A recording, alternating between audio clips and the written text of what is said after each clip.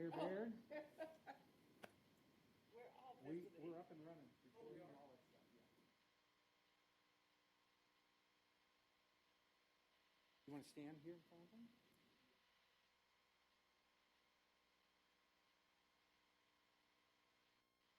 Yeah, I've got one. Okay, yeah. Okay, thank you. Welcome. I feels weird. I'm always right there saying welcome this way. I'm going to take this off just because I'm not going to speak for but a minute. And I was in this the last 2 nights for like 4 or 5 hours each time, 5 to 10 something last night. So I just want to say welcome and thank you. This is super exciting. I'm in this room every week, sometimes a few times a week, and I don't really get nervous anymore.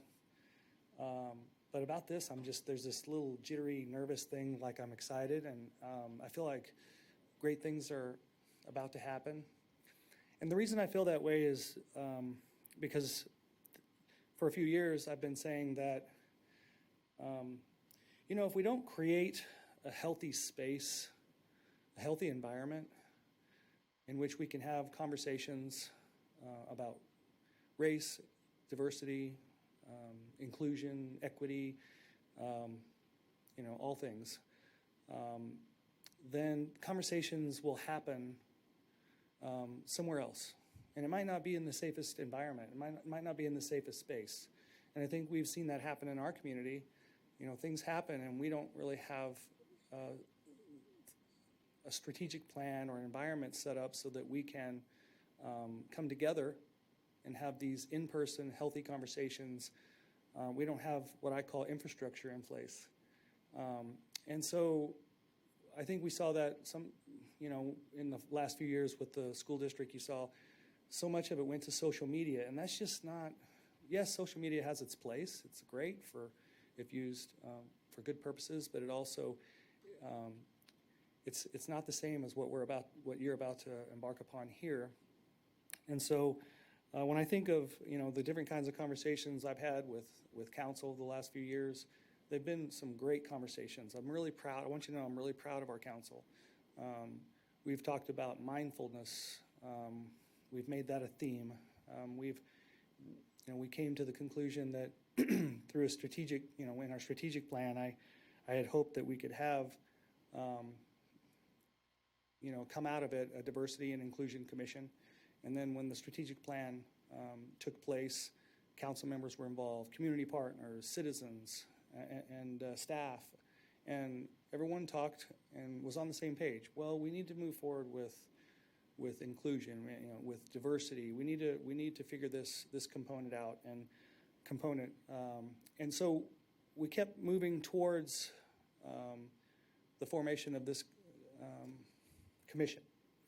But it still took a lot of work because the council had to then sit up on the dais where you all are sitting and have what I would consider courageous conversations, because it's not easy to have these conversations because we were not experts, and we wanted to make sure we did this right, and we weren't sure what that even meant. So lots of tough conversations, and there came a point where we realized we needed help because I was sitting in that middle chair and I wasn't moving us really forward. We weren't going backwards. We just weren't really, I didn't have the ability to facilitate or moderate the conversation very well, even though I think we all had the right, the best intentions, and we knew where we wanted to go. So we got Miss Dana Cutler right behind me here.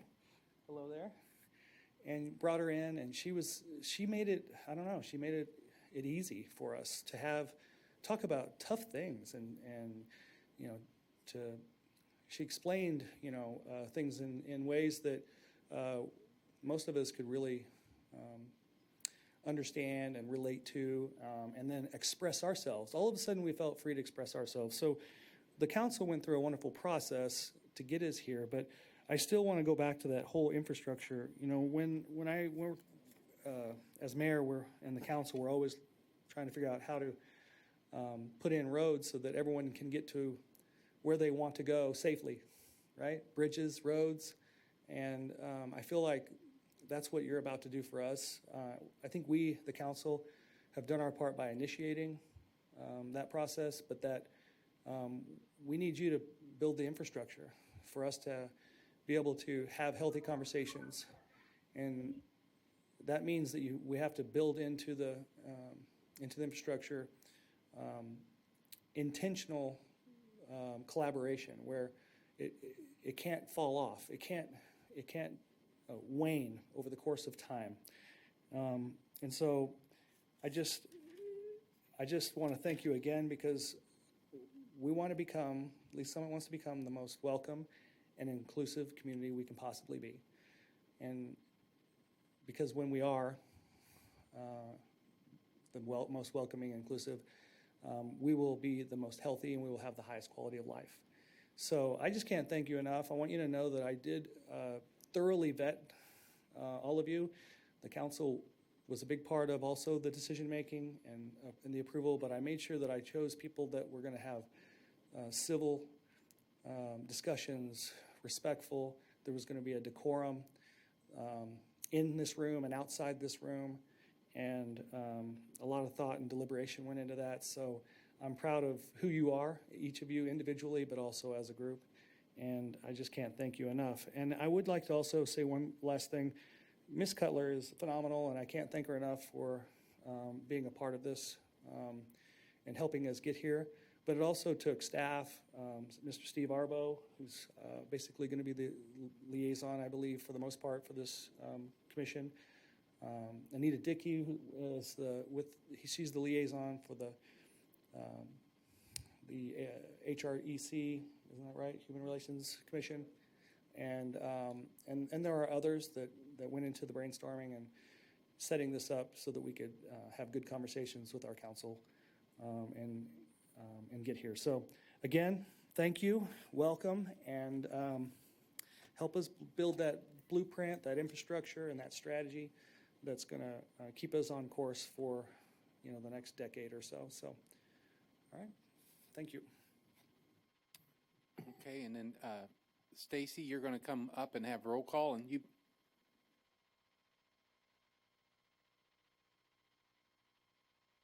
Hello, I'm Stacy Lombardo, Deputy City Clerk. I'm going to do roll call real quick. Just say aye if you're here. Commissioner Beasley, Commissioner Courtney, Commissioner Gray,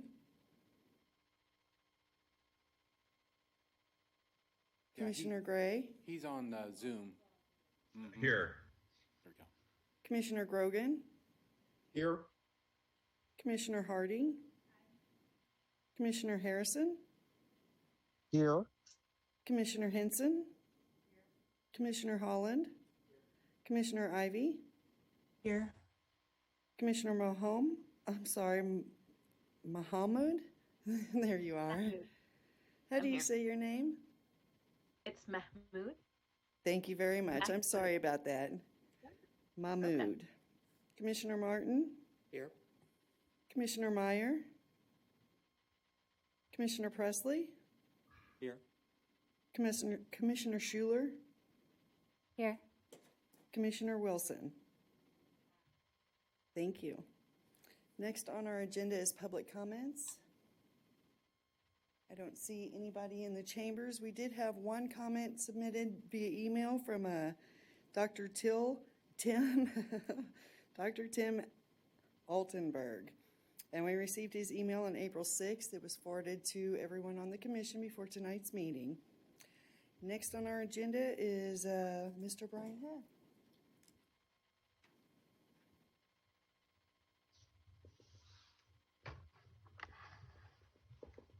Can I say something first before you go?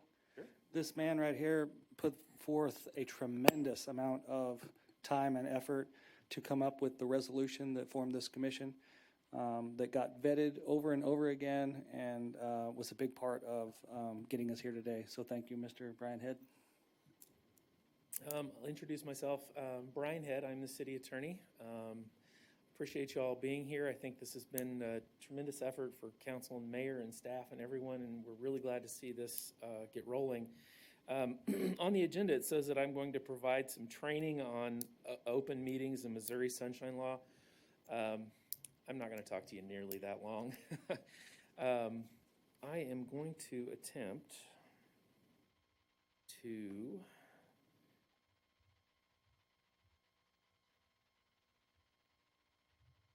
well, I don't know where they saved it. You should all have either an email or you should have it on the dais in front of you. So I won't try to pull it up on the screen, but it is a short memorandum from me on issues related to the Sunshine Law.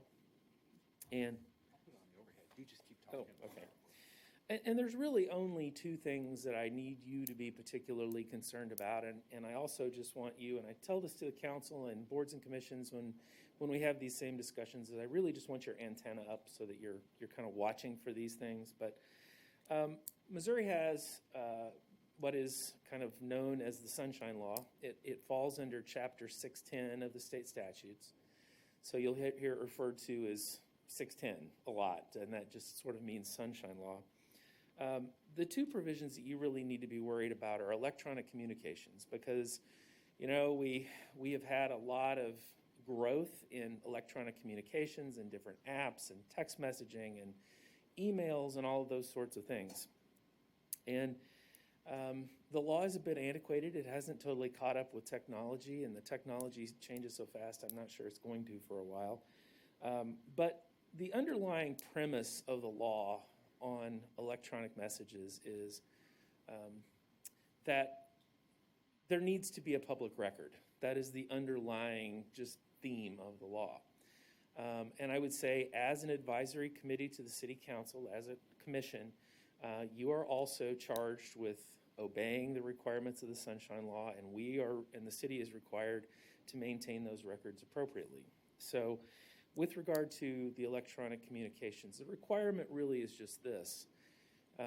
If you are sending messages such that they go to a majority, including the sender, so in this instance, yourself plus 7, you're also required then to forward that message to either, you don't have a city email address, so you would need to just forward those to the city clerk. Text messages are a little bit tougher. My recommendation is, text messages are fine for one-on-one conversations. I would not recommend that you create a group within the text messages, because those are really hard to keep track of. And while arguably the law doesn't strictly apply to them, it's certainly not a good idea for a law and for a city that's very interested in openness to allow that to kind of go forward. So one-on-one communications are okay with a text message or an app, but I really would not suggest having a broader group. Now, as far as the emails go, if you get an email from the city asking for, what is your meeting availability and so on, it's probably going to come from the clerk, so it will already be within the city's email system. When you send your email back, as long as it goes to the clerk, it can go to the whole group. That's fine. And in fact, you can send an email to a majority of the group as long as it also goes to the clerk. So once those come to the city, there's a period of time that passes, but then they are archived and they are kept in the email vault, and they're kept for basically ever. I think we have all of them, going way back. The other thing that we need to make sure that we follow is that the Sunshine Law does require us to post notice 24 hours in advance of any meeting. So we would need to make sure that word gets out to everyone, and that the desire to hold a meeting or whatever is communicated, and there is 24 hours notice. So those are really the two big things that I need for you all to remember. There are other provisions that are a little more applicable to the city council and some of the other boards and commissions, but those are the two that I need you all to know about. Now, I will just tell you, and this is not meant to be a warning or scary or anything, but there are penalties in the Sunshine Law, and they range anywhere from $1,000 to $5,000. It's rare for penalties to be assessed because most of the time when somebody has a violation, it's a technical violation or an accidental one. But we're better off if we don't have any. So again, I'll just reiterate, I would suggest if you are going to communicate as a group, please use email and please make sure that the clerk is copied on those emails. If you want to communicate via text message, kind of one-on-one, there's nothing in the law that would prohibit that. But I would not suggest that you create a group for the entire body to have those communications. Finally, my last other piece of advice is when you are having those email communications, and they're about ministerial things, and by that I mean they're like setting up a meeting or, you know, looking for a speaker or something like that. I mean, they're nuts and bolts things of meetings. That's fine. I mean, you may even at some point get a request from the clerk to know what you want for dinner. I mean, I don't know. Those are fine. I would not suggest, however, that you have debate and a lot of discussion on email. Because then again, that's just not good for openness and good open government. It happens sometimes in various bodies, and as long as it goes to the clerk, technically it's okay. But I think if you can avoid that sort of situation, I think it is much preferable for yourselves, for the city, and then also just for the general air of openness that we want to try to maintain and create. So with that, I would be happy to take any questions. I didn't have a whole lot for you. I Yes. do have a question, Brian. And this may not be a sunshine, maybe just a good practices kind of question. But say we get the kind of outlier email from a citizen directed to us about the business of the commission. And I might say, oh, I'm just going to delete this and get rid of it. Do you have any particular ideas on what kind of process or what kind of procedure we should use in case of that kind of thing happening? Well, I tend to think if you get an email from a citizen related to your activities, if you answer it, I would certainly just loop the clerk into that answer. There's no harm. It also helps us create the record. I mean, 10, 20, 30 years from now, we can look back and see, well, there was some public discussion about this because the members were hearing. And I think just from creating a complete record, it's a good idea. Or if it's a question that comes to you and you don't know the answer, please also forward that to the clerk. And I think, you know, Mr. Arbo, and we can try to make sure that the answer is provided.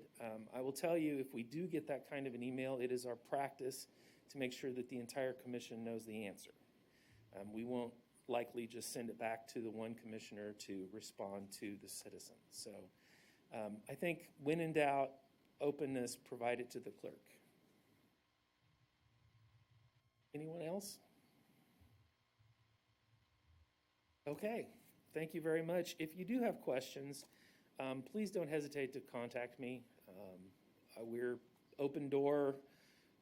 Phone lines are always open. Email's always available. So if you do have a question of any kind, please let me know, and we'll be happy to try to answer as quickly as we can. Thank you.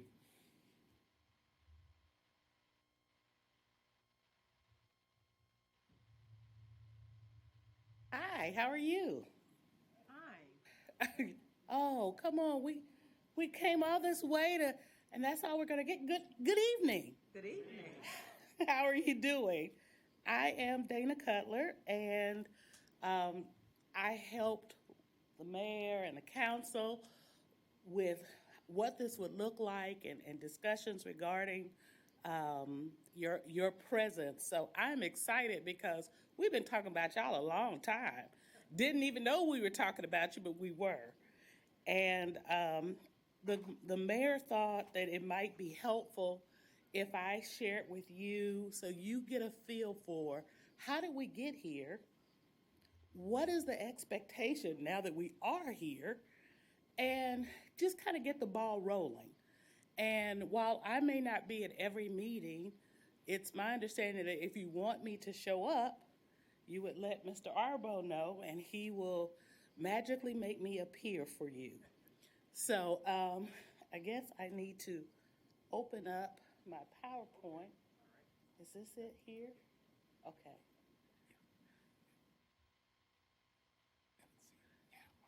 Okay. So we've kind of flown through some of these things. So the first thing is, I know a little bit about you, very little, but a little bit. And you all probably really don't know much about me, though, although there are some people on the commission that I've known in my life. And I don't know if you all really know each other. Does anybody sitting here know somebody else sitting here? Yeah, that's my point. So I thought it might be fun and also informative to do a very quick 2 icebreakers. Now, I know people, when you say, oh, we're going to do an icebreaker, they're like, ah. But these, it's okay. I'm okay with that. I have 3 adult sons, and I survived them. So I can surely survive you all. So the individuals that are commissioners who are online, you're not going to be excluded from this, although I'm not sure how to make you reappear, but I'll get to that. So this is a really quick one. I'm going to ask you a question, and there are 2 answers, and you pick which one. I'm going to start with Commissioner Wilson here. Hulu or Netflix? Netflix. All right. Commissioner Hart, Looney Tunes or Disney Tunes? Okay. On TV, so you're. Oh, okay. Beach or mountains? Mountains. Okay. Summer or winter? Yes. Yes. McDonald's or Burger King? I know that's a horrible choice. Burger King, okay. Football or baseball? Okay. Marvel Comics, that's like the Avengers, or DC Comics, that's like the Justice League. Marvel Comics. All right. Ice skating or roller skating? Roller skating? Okay. Ford or General Motors? Ford. Ford, okay. Now, I can't see the folks on, oh, there, okay, we're coming to you. We're not going to leave you out, Zoom commissioners.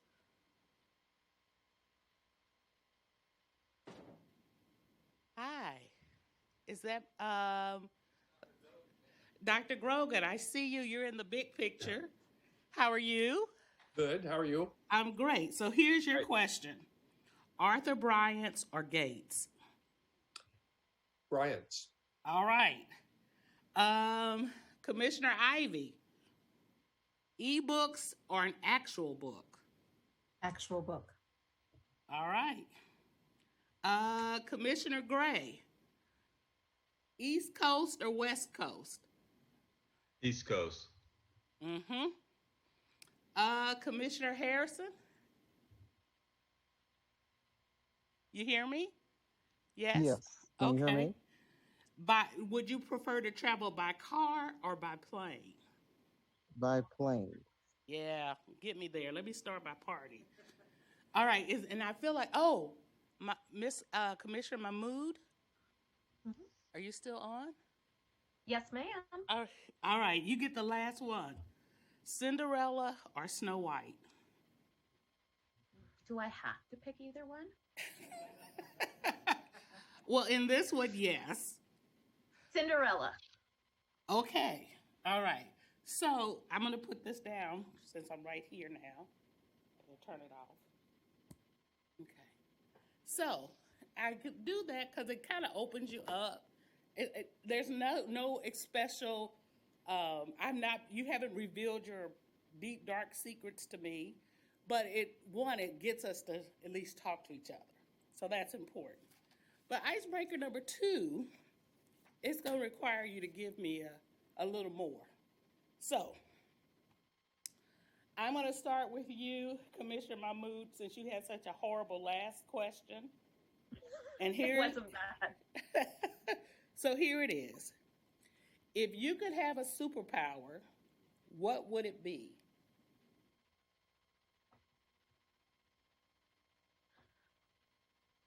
I could heal a broken heart. Wow. Okay. We'll sign you up. If Superpowers come on the market, I'm going to get you one, okay? I like that. All right, Commissioner Ivy. What is your favorite season and why? That's a tough one. I would say probably spring, because everything becomes fresh and new again. So it's just like the opportunity to watch the flowers start to grow. You start seeing the birds and the animals coming out. So I'd say spring. All righty. Thank you. Commissioner Gray. Yes. Okay, don't throw rocks and garbage at me, okay? Okay, Dana. Okay. What has been the best day of your life thus far? The day I was born. Okay. Well, you got to have a starter, right? That's right. All right. Even though you don't remember it, do you? Well, it was the beginning. Okay. All right. We'll take that. Everything else was gravy. All right. Dr. Grogan. What's the worst travel experience you've ever had? I believe it was taking about 6 different flights to get from Kansas City to Tampa, Florida. To Tampa, Florida? Yeah. I thought you were going to at least say Mozambique or something. Yeah. Oh, I'm so sorry. Did the trip get better after the 6 flights? Yes, much better. Yes, okay. better. Let's see, Commissioner Harrison. Yes. What is your favorite TV show that you're watching right now? And I include all the streaming shows as well. Okay. I would say Tyler Perry's The Oval. Oh, really? Tell me why. It's about President of the United States and the first family. They seem to be the perfect family in everyone's eyes, but in actuality, they all have issues and struggles going on in their everyday life. So no matter how bad you are, it's still bad. Yeah. Okay. Did I get all the commissioners that are online? Okay. All right, Commissioner. I'm going to go this way. You're going to get to be last. Commissioner Holland. This is a good one. What were you afraid of as a kid? The dark. Tell me about that. I grew up on a farm, and my job was always to shut our dog, which was an outside dog, up at night. And so I had to walk outside, and there's lots of barns in the barnyard and lots of animals and things, and it took me a while to get over that. But I did, I think. Yeah, and if you're way in the country, it's really dark. I Yes. mean, it's not like city dark. Where you see the stars, which is nice. Right. Yeah. Yeah, my in-laws moved to the country, and that was a lot. When the first night I stayed there and there was no light, it was a real thing for me. Commissioner Courtney, have you ever left a 1-star review? This will tell you a lot about me. No, I have not, because they tried, right? At least, maybe. So, no, I don't think I ever have. Oh, such a kind heart. I would have to answer that. I've not only not given 1 star, I've given 0 stars. So you're much kinder than me, clearly. Commissioner Martin, what is your #1 personal productivity tip? Ooh, productivity tip. Mm-hmm. Do not be afraid of failure. We learn from failure, we take risks, and we get better. All right. Did everybody hear that? Yeah? I like it. Commissioner Henson, which website do you use most often?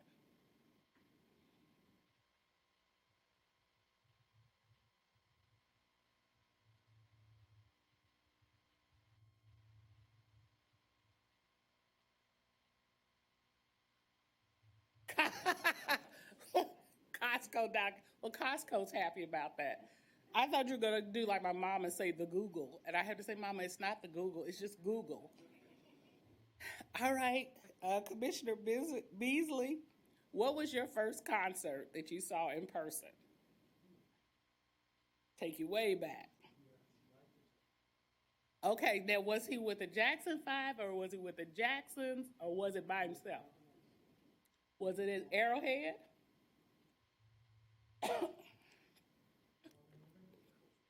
Yeah, I think they were my first concert, but they were down in Municipal Auditorium. And Michael was a little boy. He still had the big fro and everything. All right. Commissioner Schuler, what is your favorite sinful junk food or snack? And there's no shame here. There's no judgment. Say that again. Oh, now what's your flavor? So it's just ice cream that you like. I'm not mad at you. No one, there can be nothing wrong with the person who loves ice cream in my book. Okay. Commissioner Presley, what is your favorite animal and why? Probably bears. They look really mean, but like up close, they actually look really nice and happy. They're just hanging out. Okay, we're talking grizzlies. You're okay? That's your bear. That's your animal. But yeah, I don't want to get close to a grizzly bear. Okay. But I'd love to stand there and watch a grizzly bear for a long time. Okay. All right. All right, Commissioner Hardy, what is your favorite book and why? Now, I know that if you're a reader, that's a killer.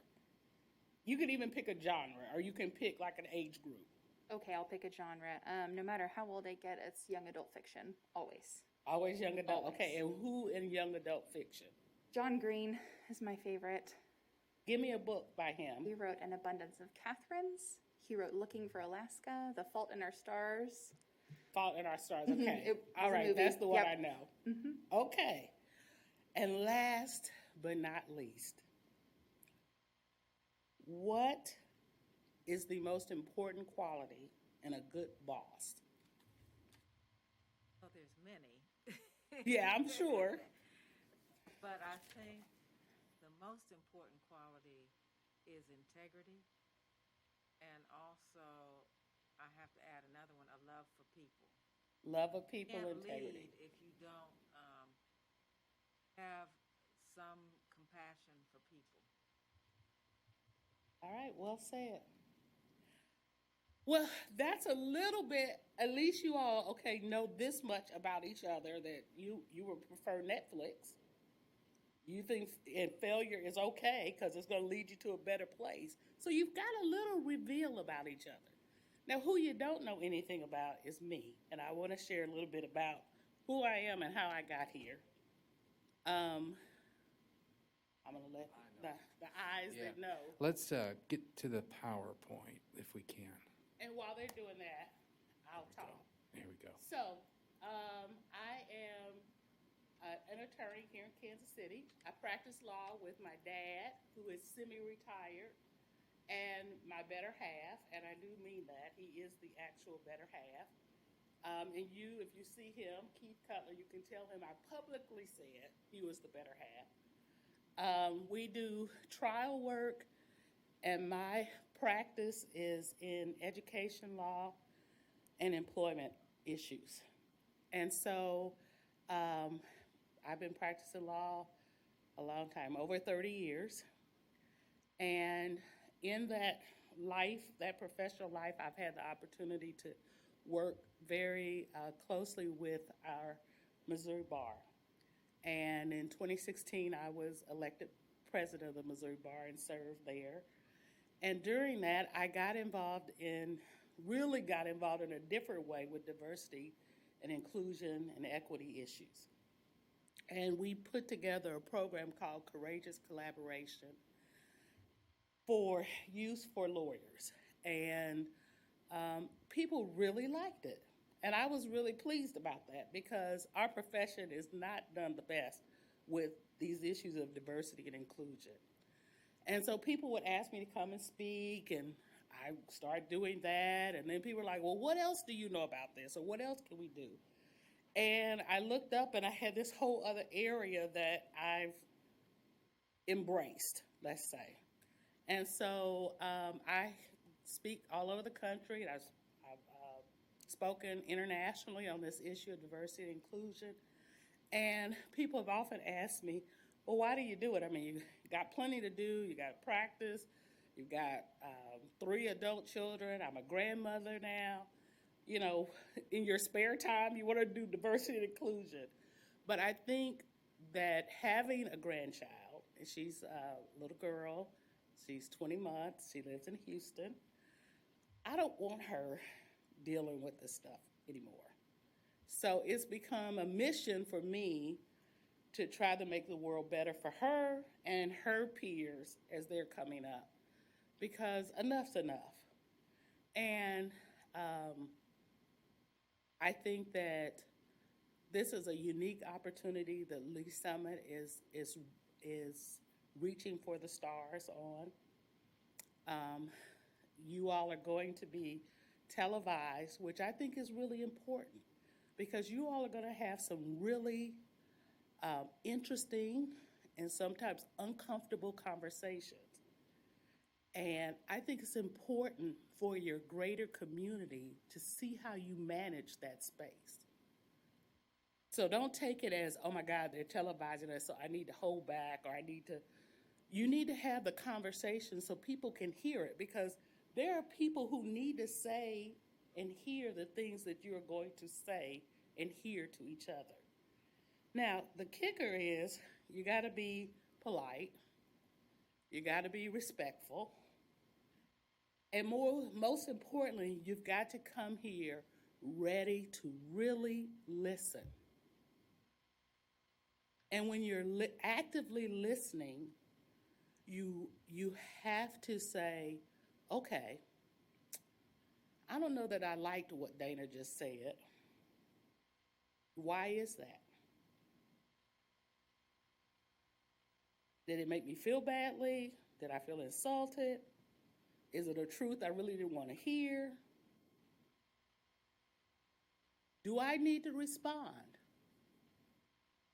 Or is it better for me to just marinate on this? If I'm going to respond, what am I responding to? Am I responding to the fact that my feelings were hurt, or I don't believe that? Or is my response like, I want you to hear a different viewpoint on that same issue? And those things are really, that kind of interaction with one another requires pausing and not jumping. And so I'm going to encourage you that before you respond, particularly when something hits your gut, for whatever reason, that you take a deep breath and count to 5. You can't imagine how much thinking you can do in 5 seconds, but a lot gets done. And it will keep you all in a position where you can have this so very much needed dialogue that you're getting ready to enter into. The other thing is you got to have a common language.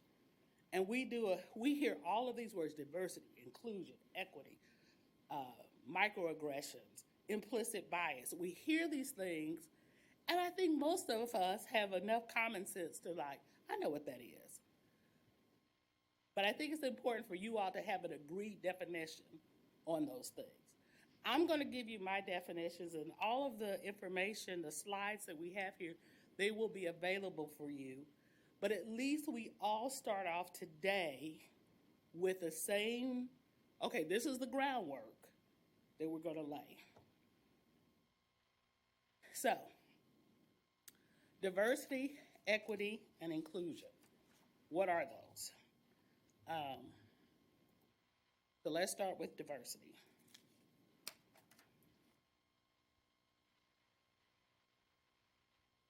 Diversity is the presence of difference within a given setting.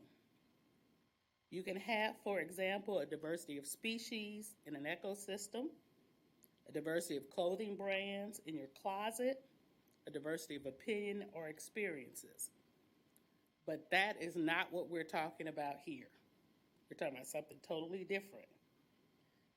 When we're talking about it in this space, diversity is diversity of identities like race, gender, in some cases ethnicity, religion, national origin, sexual identification.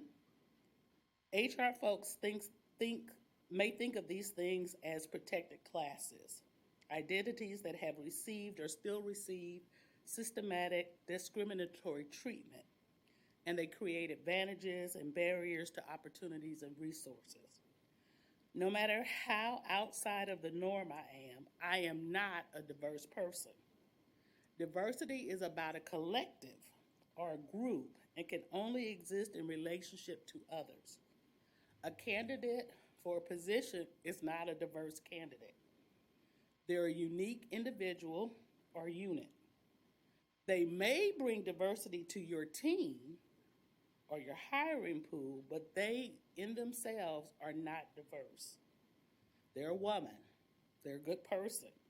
They're part of the LGBTQ community. They have amazing ombre hair, but what they aren't is diverse. They are whatever those other things are.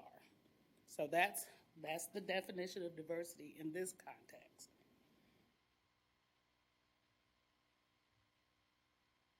Equity. I love this slide because I think so often we see parts of this and people think, well, when you say equity, that means you're taking something from somebody else, giving it to another person. And that's not what equity is. But at the end of the day, even equity is not enough. Justice is really what we want, where there's no barriers, there's no issue. Everybody can stand where they are and have access. But we're not there yet. We're working on it. So, equity is an approach that ensures everyone's access to the same opportunities. Equity recognizes that advantages and barriers exist, and that as a result, we don't all start from the same place. Equity is a process that begins by acknowledging that unequal starting places exist, and then makes a commitment to correct and address the imbalance. And so, examples of that would be studies that have shown if you have a African American sounding name, that you are less likely for your resume to be chosen, or that your writing sample will be more critically examined. One of my favorite personal stories, and I didn't include her picture on here, but I had a school and they had hired a new CFO. And her name was LaQuanda Washington. And I was going to the school to meet her, and I'm sitting at their table, conference table, and in walks a middle-aged, blonde, white female. She sits down, and I say, good morning. She says, good morning. She says, I say, how are you? Beautiful day. Yeah, it is. So we're kind of, I'm like, do you know when Miss Washington is going to join us? I'm thinking maybe this is her secretary. I don't know. And she starts smiling at me. You all see where this is going, right? And so I said to her, I said, you're LaQuanda Washington, aren't you? She started laughing. She said, yeah. I said, you like this, don't you? And she said, yeah. I said, you've done this more than one time. She said, oh, of course. And we had this fascinating discussion about how a 50-something-year-old white female from Missouri was named LaQuanda Washington. Because frankly, in my life experience, every LaQuanda I've ever known looked like me. And she told me about her mother's dearest friend was a black woman named LaQuanda, and she thought their name was beautiful.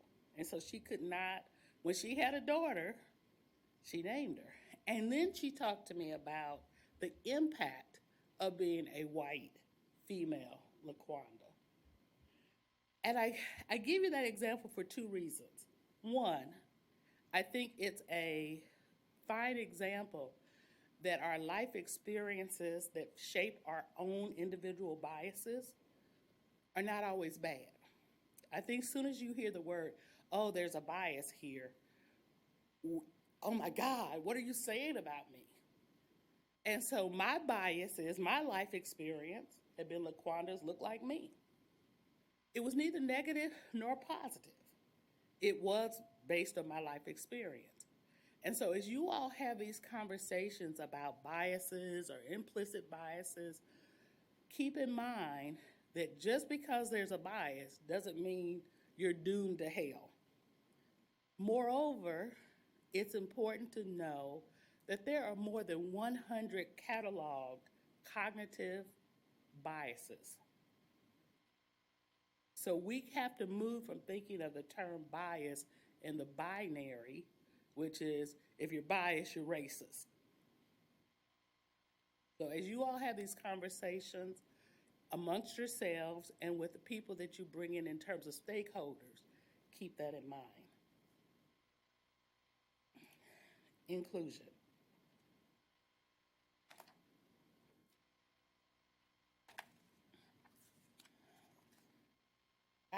I jumped right over it. So, inclusion is about folks with different identities, feelings, with different identities being valued and being allowed to leverage their difference. They are welcomed within a given setting, no matter what. Verna Myers has a very famous quote. She says, diversity is being asked to the party. Inclusion is being asked to dance at the party. And so that's what we want to do. We don't want to just have people here. We want them to feel like they're being embraced and that we want you here and we want you to participate in a meaningful way.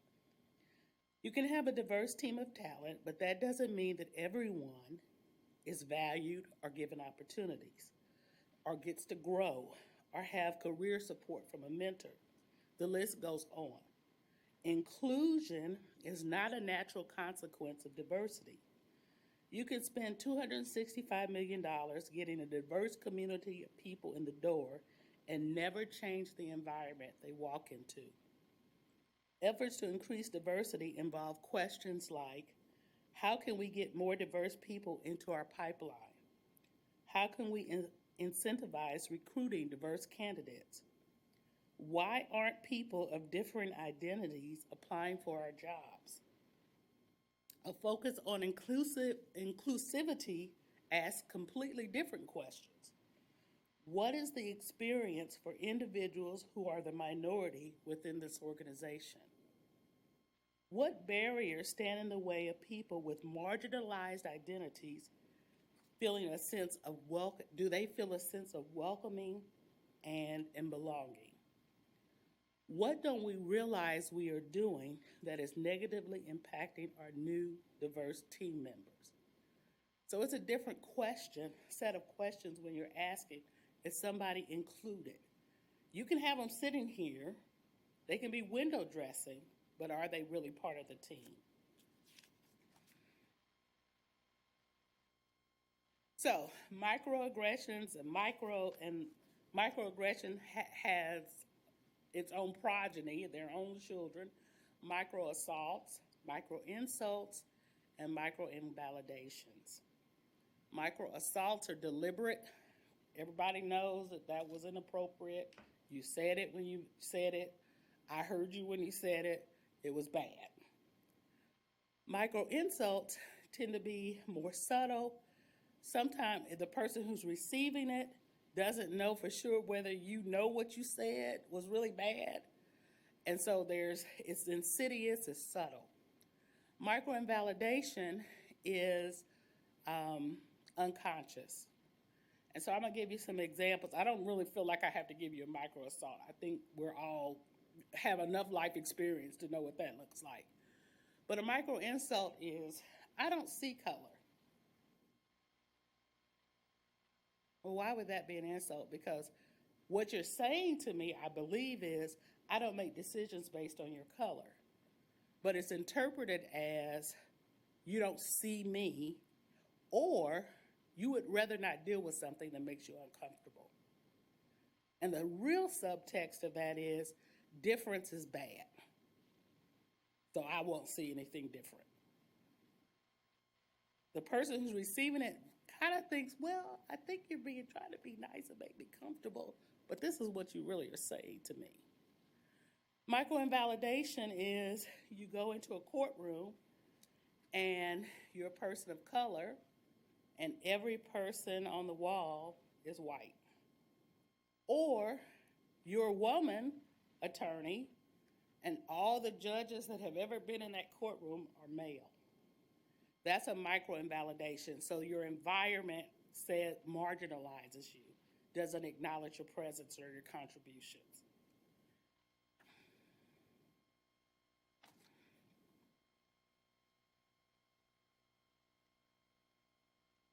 So we talked about the different types.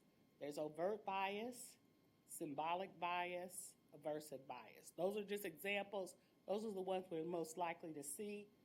Overt bias is the most familiar. That's, the kids desegregating schools and the crowds yelling epithets and spitting on them.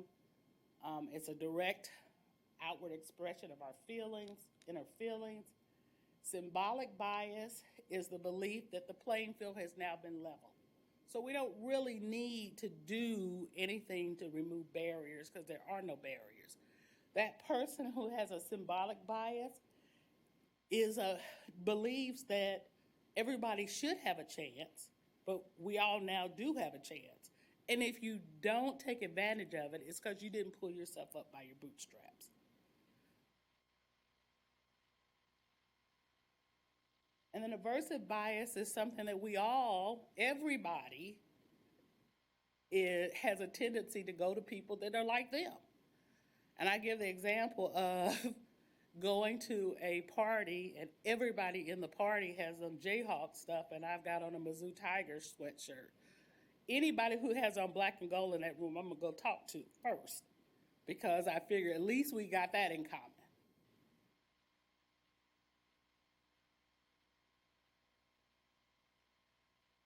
So, how do we combat these things? How do we move the ball forward? And they talk about micro affirmations. And these are small acts that are hard to see. They can be done publicly or privately, but the goal is to help others succeed. And what you're going to be doing on this commission is micro affirmations on steroids, because you all are going to be looking for ways for the city of Lee Summit to make everyone feel like that the city is for them and lifting them and pushing them forward. You may hear the term anti-racist. And again, what it is trying to get to the point that we're liberated. It is not a code word for anti-white. And I've heard that. People have said that. This billboard, I was driving in Atlanta, Georgia, and they had this billboard up, so I forced my husband off the road damn near so I could take a picture of it because I couldn't believe it. But that's what it is. This is about being an ally.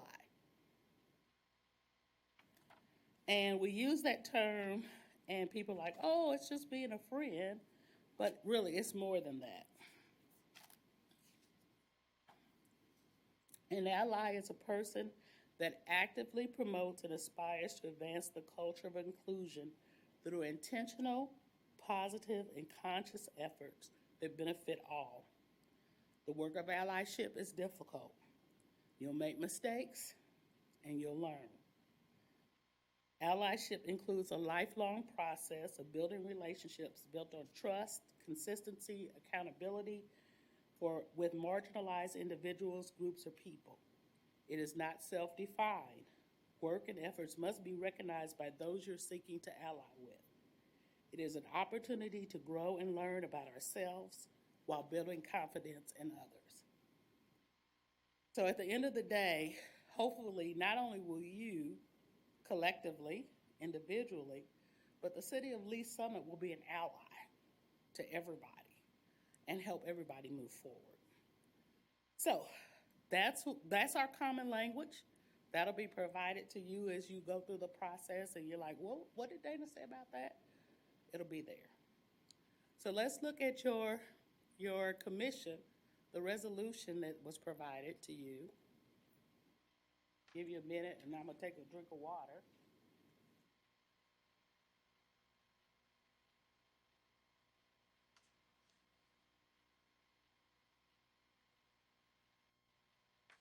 All right, so I'm not going to, you all are very capable of reading the resolution, but there are some things I want to highlight. First, that the purpose shall be to assess the current state of diversity and inclusion in the city of Lee Summit.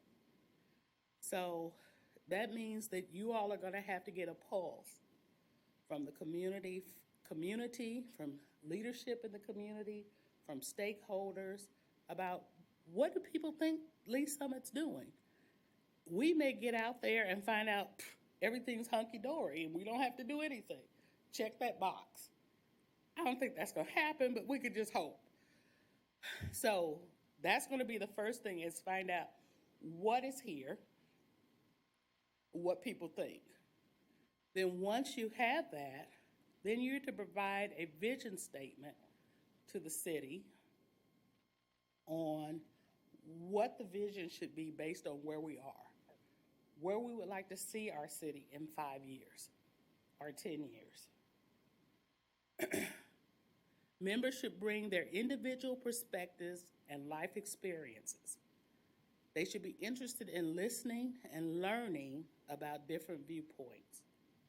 So all of you all were picked because somebody on the council thought that you would be able to do this. It's going to be the most important thing you do in terms of being successful here, is listening and learning about the other viewpoints. You should have a desire to improve the quality of life for diverse citizenry. If that's not really at your heart, I'm okay with it, but say it. I think it would be better to privately tell somebody, yeah, this may not be for me. Because we really are dependent on you to have that at the heart when you have the hard discussions. When you're confronted with hard situations. When you're out talking to stakeholders and they're telling you things that are not part of your experience, nothing that you've ever seen, you can't be like, well, I've never had that happen to me, so that could have happened.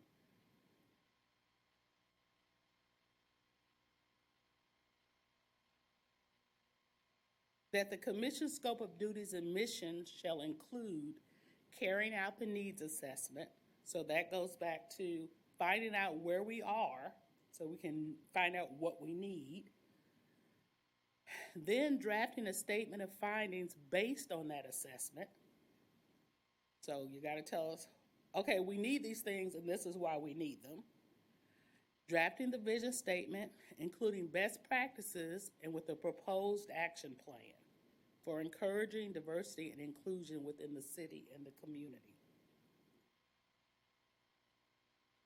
Now, they tell you how to do it.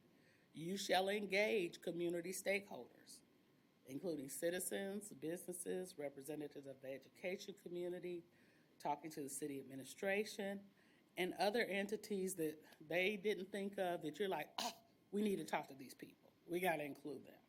We're depending on your, as I call them, tentacles to reach out and help have the broadest input. Now, y'all are on a fast track.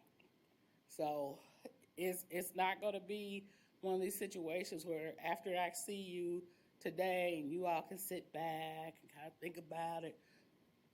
You got 6 months after this meeting to report a summary of activities to date to the City Council.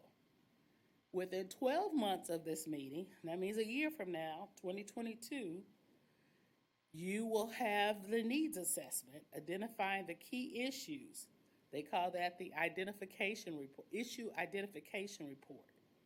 You shall provide an outline for the process for creating a vision statement and action plan. And you can include an educational component, like if you feel like there's something the city should be providing the community for an educational tool. It can include city staff, things that need to happen here in City Hall, what needs to go on with our elected officials. Those are just guiding points. I'm sorry, go back. So, this is what it looks like, the deadlines look like. So by Friday, October 15th of this year, you would have your report of summary of activities. Friday, April 15th of 2022, you present your issue identification report, an outline for vision statement and action plan. Tuesday, August 16th, 2022, your vision statement, guiding statement, 5-year goals and objectives, and you would have identified the necessary resources for success.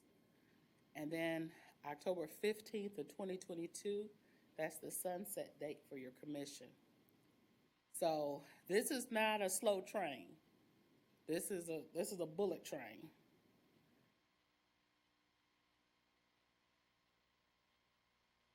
So and again, you will get this, but as I looked at this was kind of my thought that you have to have an activities report, a draft ready, probably no later than the end of August, so that you all have time to review and modify and have it finalized during the month of September for an October rollout. And then in order to get to your April 15th deadline, you'd have to have your first draft of your report, identification report, vision statement, and action plan by February. Your second draft by the end of March, so that it could be finalized for April 15th. And then the first draft of the vision statement, guiding statement, 5-year goals and objectives, and identification of resources, your first draft you need to have by June, so that you could have your final draft. Your second draft would be going toward your final in July, so that you could present it in August. So how do we move this train that you all it's in the station, y'all are getting on it.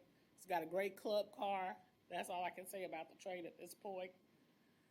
You need to choose your subcommittees and determine their focus and responsibilities. And I've given you some samples of them.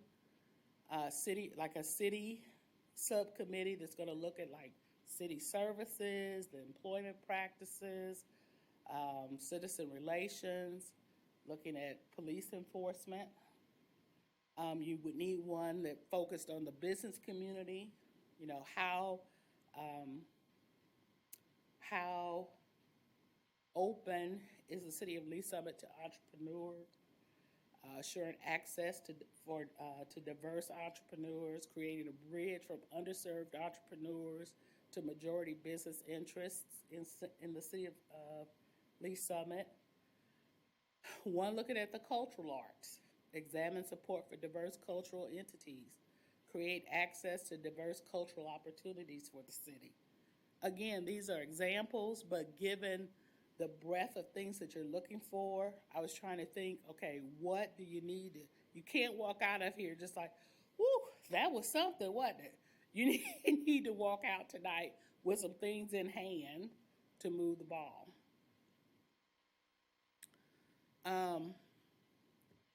You also, I would suggest, need to choose a chair and a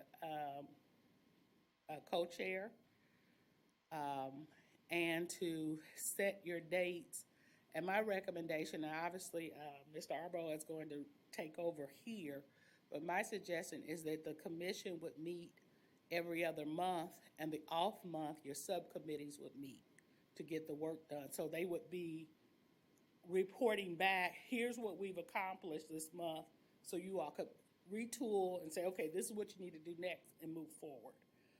I think at this point, I'm going to turn it over to him. I think you all have an opportunity to do some roundtable discussion, but this is kind of the 5,000-foot look. Yes, ma'am. I had one question. When the end date, which was the sunset date, does that mean the commission goes? Yes, ma'am. Okay. Yeah, you can run naked through the streets. You won't have any responsibilities for the commission anymore. All right, I'm going to get out of Steve's way.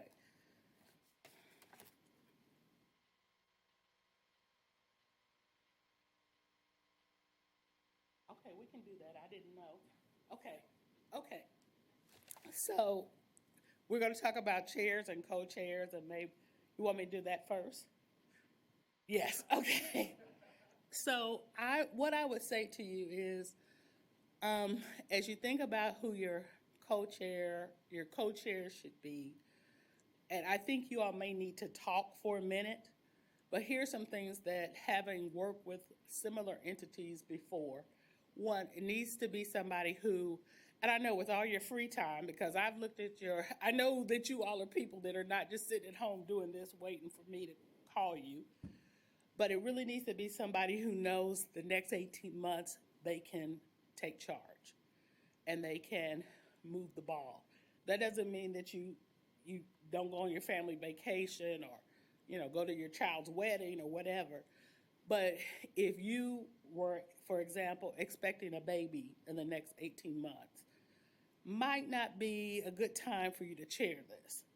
Just the reality of having a new baby. Or if you know, my job, I'm getting ready to take a new position that's going to require me to be out of town, every other month. Might not be the good time. So one, be honest with yourself and your committee, commissioner members about what you can take on. The other is, it may be good, you do have the fortune that you have members who have D&I experience. That's what their jobs are. It might be good to have that person or one of those individuals at least be a co-chair, because this is their blood and what they eat and do every day. And then I think sometimes my experience with D&I folks they are really visionary, but sometimes you need that practical person who can say, vision is great, but here are the nuts and bolts to make that vision go. And I would say to you, you know best about whether you're that person or not. So I would suggest that maybe you think about it, talk amongst yourselves, and we can bring the Zoom in so that they can participate in this part of conversation. And then we take nominations. You can self-nominate. There's no, I don't think, this isn't high school prom where you're like, I don't want to nominate myself because I don't want people to think I've conceded. We need people who are going to grab an oar and row. So if you feel like you want to grab that oar and nobody's saying anything, no shame in our game, okay? And then we'll take a vote, and it has to be a public vote. So I nominate Dana Cutler. I second the nomination. We take the vote, and it'll be a roll call vote. All right, so we'll give you a few minutes to talk and amongst yourselves, and then take nominations. Maybe give you 5-10 minutes. Think that's good? Hello? Yeah?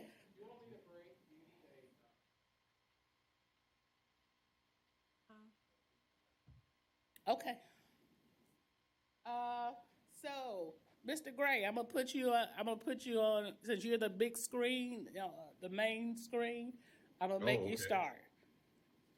Make me start? Yeah. I'm gonna make you the star for this, okay. To guide this discussion based on what I've shared with you all. Okay. You're welcome. Thank you later. Thanks, Dana.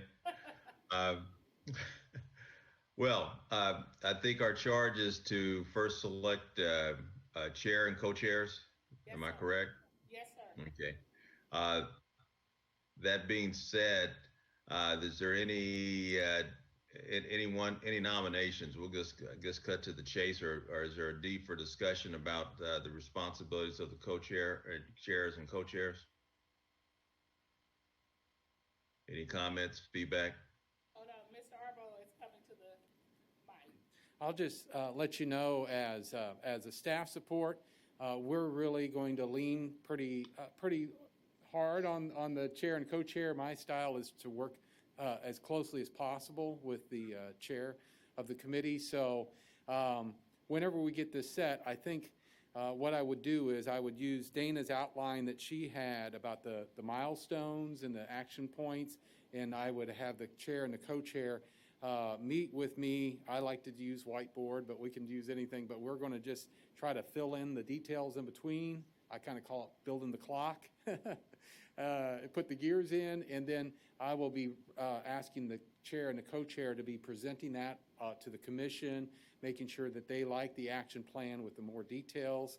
I also think that there, as Dana has indicated, there's going to be committees, working committees, and I see in the interim between the meetings, the regular meetings of the commission, that there will be at least one meeting with me and the chair and the co-chair to talk about future agendas. May look 2 or 3 agendas ahead every time, or rolling 2 or 3 agendas ahead, and compare that to the action plan that we presented to the commission.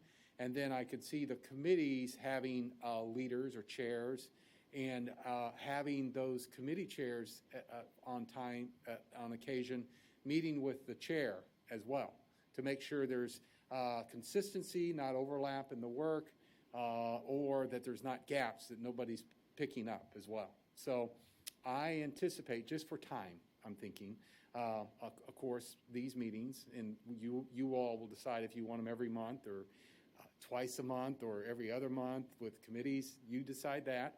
And then I see at least 2 meetings with city staff in between, and probably, frankly, a lot of one-on-one conversations and making sure that everyone is comfortable and that there's good conversation. So that's what I see as far as a commitment of time that could be here.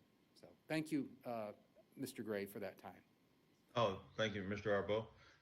So that being said, are there any further questions for staff or for Dana?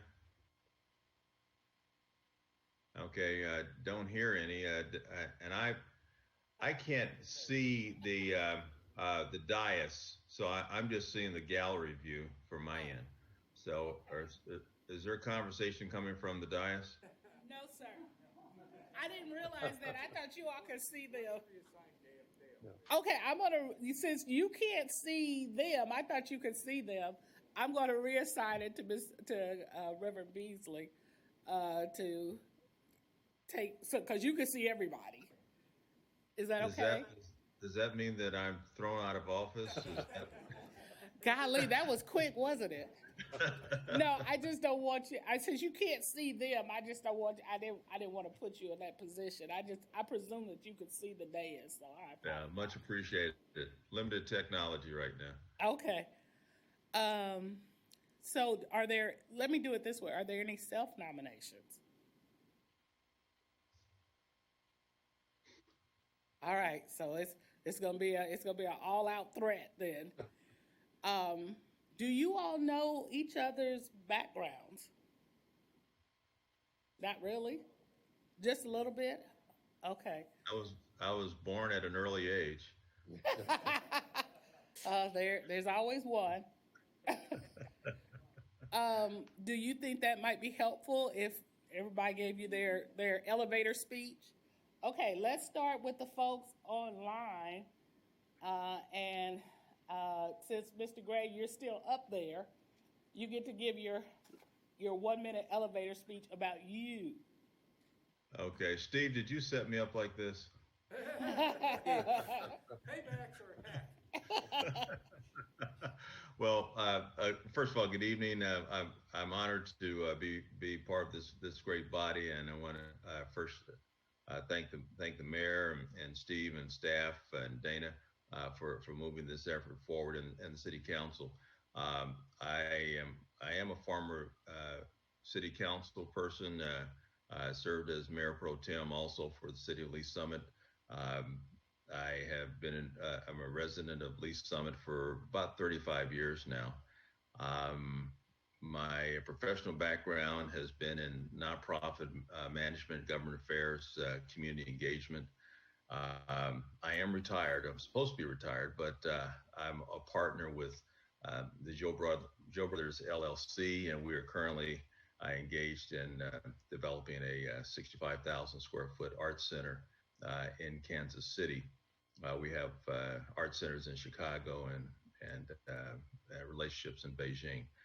I'm the founder of the Kansas City Friends of Alvin Ailey, and a lot of other things, but I'm just a resident of Lee Summit for these purposes. Thank you, sir. Miss Ivy? Yes. Good evening. It's very nice to see all of you, and a lot of you I really can't see all that close, so look forward to meeting you in person one day. I am honored to be here, and I'm looking forward to working together with you. Professionally, I am the manager of diversity and inclusion at a law firm here in Kansas City with offices across the country. Prior to that, I practiced law for over 10 years, which is how I have had the opportunity to know our fabulous facilitator, Ms. Cutler. Outside of that, I volunteer with some other organizations, with my church, with an organization called Jack and Jill of America. And I also serve on the board of a volunteer organization called the Assistance League, and serve as a representative for the Kansas City Metropolitan Bar Association on their diversity committee section. So that's a little bit about me, and look forward to learning more about all of you. Thank you. Dr. Grogan. Hello. I am looking forward to meeting everyone and working together. I have been retired for 8 years. Prior to my retirement, I served as a faculty member in political science and an academic administrator. I retired from Longview, Metropolitan Community College, Longview, serving 15 years as the campus president there. Since my retirement, I continue to work in education with supervising PhD students in academic administration, and I'm also serving as an officer on several boards. Thank you, sir. We had two of our individuals who were on Zoom. They had to drop back off, but they're going to hopefully get back to us. So I will start with Commissioner Wilson now. Hi, everybody. I'm really excited to be here. Can you all hear her? Yeah, I figured. Yeah. I said I'm Susan Wilson. I'm excited to be here, and this is a great day for Lee Summit. I'm a clinical psychologist by trade, and I spent the first part of my career in healthcare management in the behavioral health area. Ran community mental health centers, hospital programs, and that sort of thing. And they then made a shift to higher ed, although I had been doing diversity and inclusion work since the early 90s, working with the FAA and other governmental organizations and corporations. I just recently retired as the Vice Chancellor of Diversity and Inclusion at UMKC, but I think I flunked retirement because they asked me back to do some other things at the dental school. But yeah, my background in diversity and inclusion is everything from developing diversity plans, training, and implementation of those plans. So, and I'm a grandmother of 4. Commissioner Harding. Hello, my name is Melanie Harding. I am a Lee Summit resident of my entire life. I have lived here the entire time. I am currently raising my first child here with my wife. We've both lived in Lee Summit our entire lives. I am incredibly honored to be on a commission with folks with impressive resumes like yours. I am currently an educator in LSR 7. I am working in special education in the behavior field. So I focus on inclusion with our students who require some supports to gain access to those types, to different educational things that we have in place. So other than just my life experience, that's what I'd like to bring. Commissioner Presley. Yeah, I've also lived in Lee Summit my entire life and graduated from Lee Summit West not too long ago, actually. But I now work also in the Lee Summit Public School District. I'm a paraprofessional with students with emotional or behavioral needs over at one of our elementary schools. So pretty much all of my experience has been in the LSR 7 district for my whole life, pretty much. So, Welcome. Commissioner Schuler. I want to say that I'm really thrilled for this opportunity to know who I'm with tonight and for the next 18 months. I mean, what a stellar panel. So it's really terrific to find out more about everybody.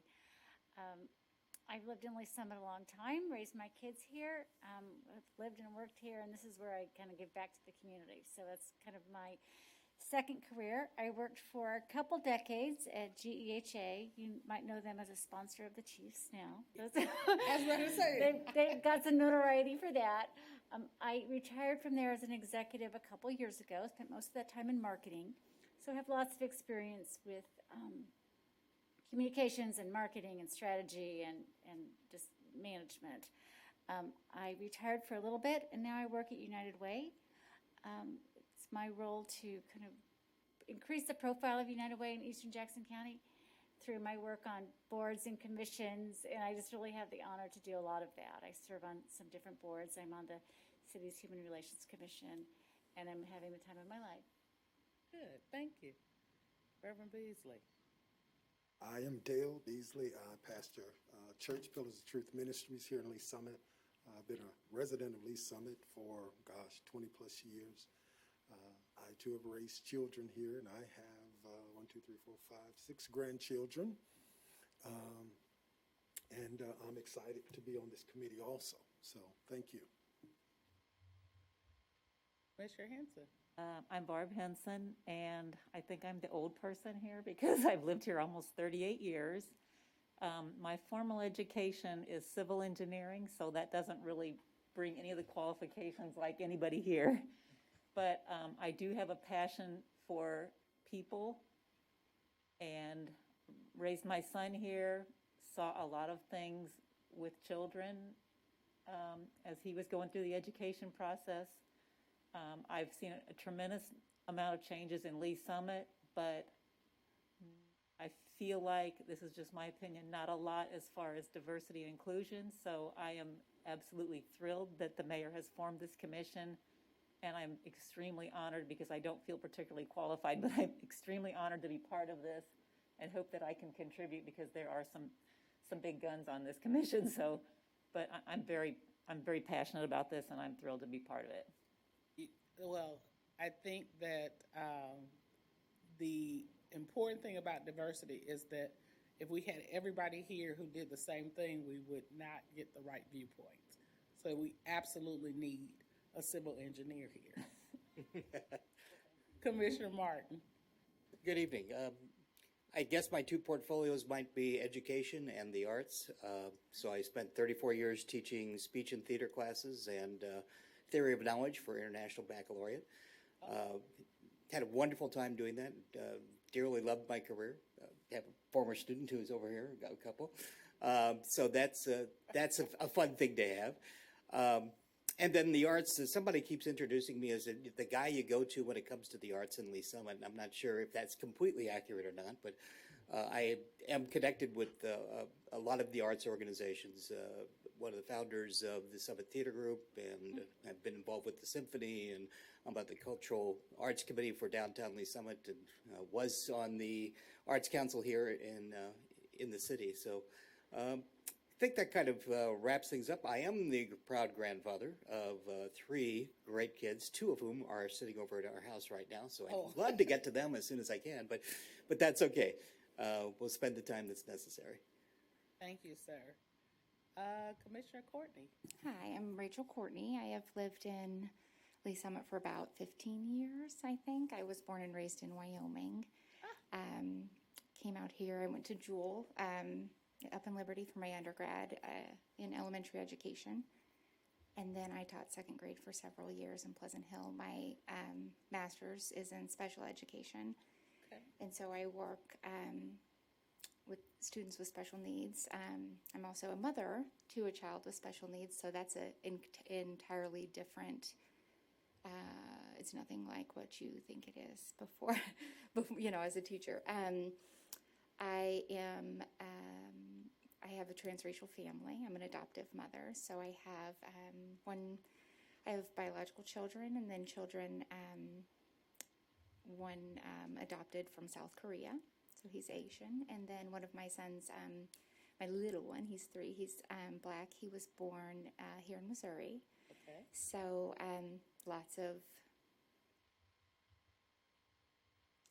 thoughts there. I am not the person for the chair. Is this where we're supposed to not nominate ourselves? No, so I have 4 kids at home who I'm all elementary aged, in LSR 7, who I'm doing online academy with, so that's been an adventure. I manage a swim team and a baseball team, and I actually just sent in my application yesterday to the University of Illinois. I'm going to start school again in the fall for my doctorate in diversity and equity in education, actually, so. Yes. So you have plenty of free time. We have one of our nominees is right here. No, thank you for sharing that. Okay. And last but hardly least, Commissioner Howard. I want to hear about the coffee shop. Okay. My name is Levi Holland. I've been a resident coming up on 7 years here. I am one of the owners of Post Coffee Company here in Lee Summit. Well, it started here in Lee Summit, starting to expand around in the Kansas City metro area. And my background was pastoral ministry. So for 15 years, I worked with teenagers within a church context. And then decided when I had a 9-month-old and a 3-year-old to move from New York to Lee Summit and start a coffee shop. I don't recommend, one, starting a business with small children, but then also moving them across the country and doing that and just starting everything. But that's what we did, and it's been a really fun time to go from being in an organization like a church, being the pastoral, which we have many pastors here, to being in that, and then going to being like a public, in a different way, a different public servant, which is what I've always seen that part of it as providing a service for this community. And so I have 2 children in the LSR 7 school district, and I've been involved with the equity conversation going on, and honestly, part of it is just it's so eye-opening and just inspiring to see the work that a certain group of people are putting in to make sure that this is something that doesn't get forgotten or pushed behind or swept under the rug, but that it stays in the forefront, and the courage of the people that are doing that, and being able to be a part of knowing that my children who look like me, good chance they'd be perfectly fine and not having to deal with any of the stuff that so many people have to deal with, and understanding I want this to be a better city for them, because that's our context right here. I want this city to be more. I want it to be able to be so inclusive and just a place where people want to be. And so, like I said, as we're forming all of our language and all of the research that we all do to be a part of this, it's just like an understanding that there's going to be a lot of failure in the things that I know I'll say, but also knowing that this is exactly where I want to be, because this is where this city at this level starts to go, and to a place that people see as not, the place that had the educational issue a couple of years ago. But no, it's a place that's inclusive, and just understanding and being a part of that and knowing how I can be a part of that change. So, Thank you. yeah. All right. That's a little bit about y'all. Yes, ma'am. So I have a nomination. Okay. I'd like to nominate Alan Gray for chair. I wouldn't mind assisting him as vice chair. I'll self-nominate. Did you all hear that? I didn't hear anything. Yeah, you heard it first and the loudest. Come on. I think that's an awesome suggestion. Mr. Gray, are you willing? Say yes. You got a great co-chair. Well, I have to consult my my team, and no, yes, I'll do it. Okay. Do we have a second of those two nominations? I'll second that nomination. Yep. Okay, so the nomination was by Ms. Wilson, Commissioner Wilson. The second was by Karen Schuler. And do you want to come do the roll call vote? Of course, you all will have great Lee Summit staff persons really helping you. It's not like something. Can you repeat the nominees? Yes, the nominees for co-chair are Commissioner Alan Gray and Commissioner Susan Wilson.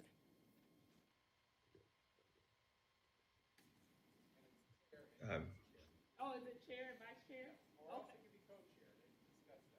Okay, well, the two leaders at this point without title are nominees. We are going to take separate votes. So first of all, we're going to vote for the chair, Alan Gray. Commissioner Grogan, what's your vote? Aye. Commissioner Courtney? Aye. Commissioner Harrison?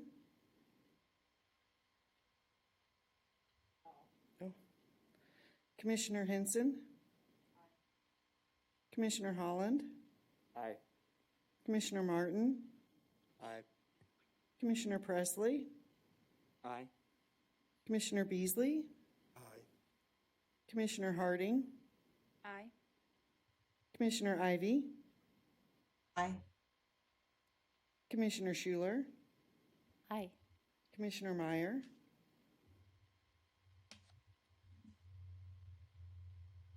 Commissioner Wilson? Did I miss anybody? Can I interrupt 1 second? Mr. Harrison needs to be allowed back into the Zoom room. He got kicked off online. Sorry.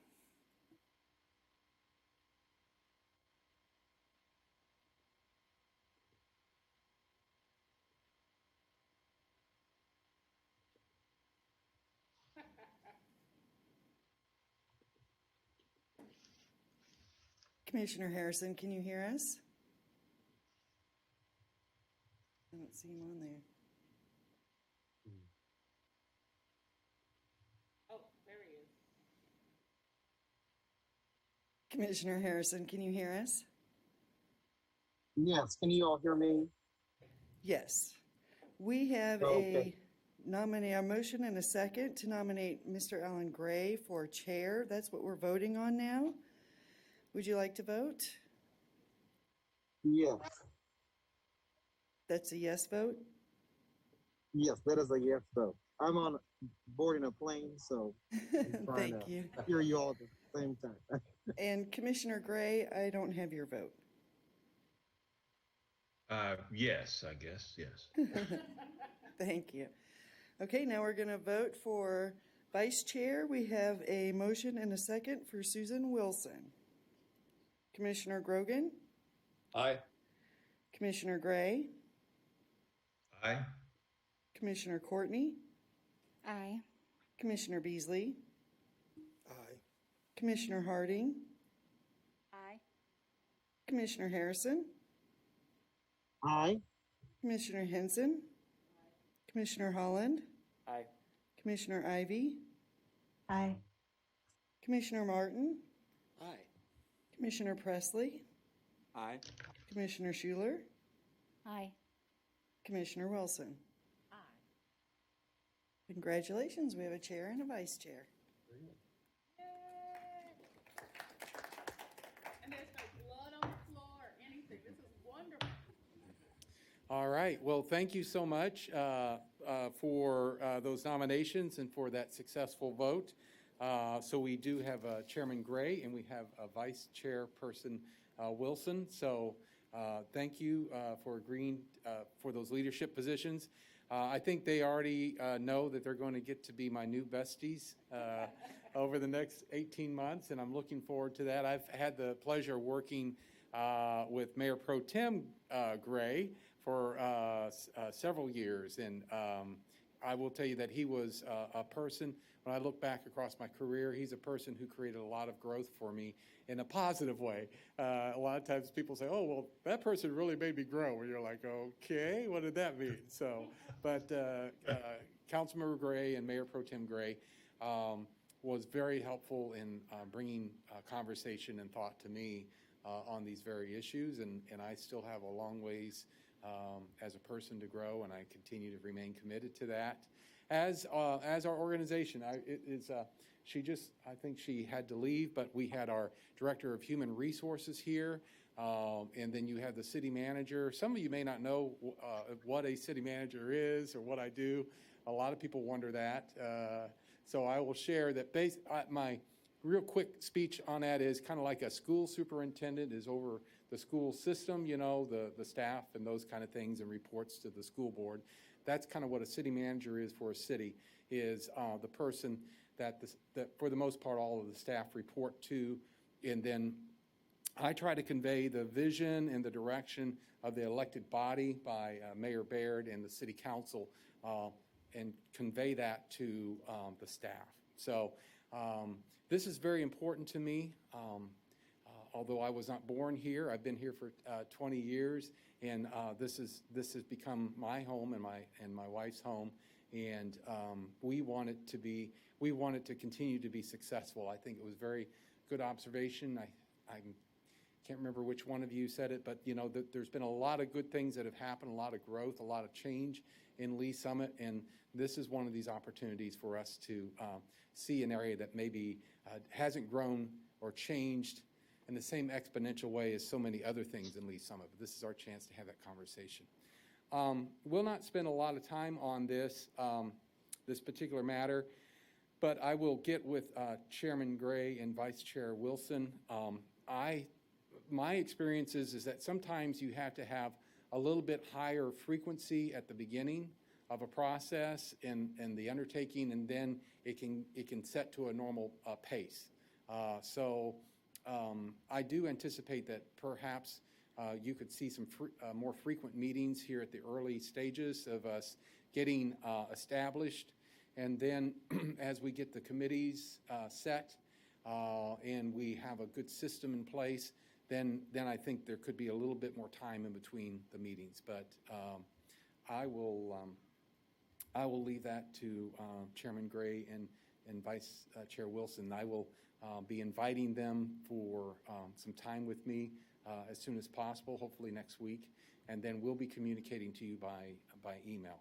The other thing that we may do is, not going to take tonight the time to do that, but we may just do a general doodle poll to see what your preferred times are during the day and during the weekday and those kind of things.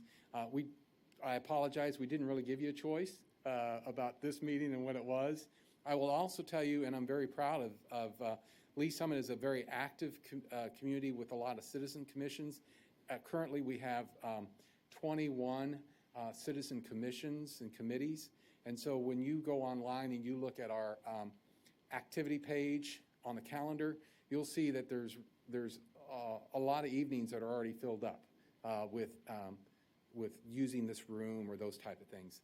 Last statement I will say is that hopefully as we get through the COVID concerns, We understand that the physical structure of a meeting place is very important for conversation. This is not the kind of structure or physical arrangement that we want for you for your conversations, but it was also highly important for us to get as many of you to be with each other in person.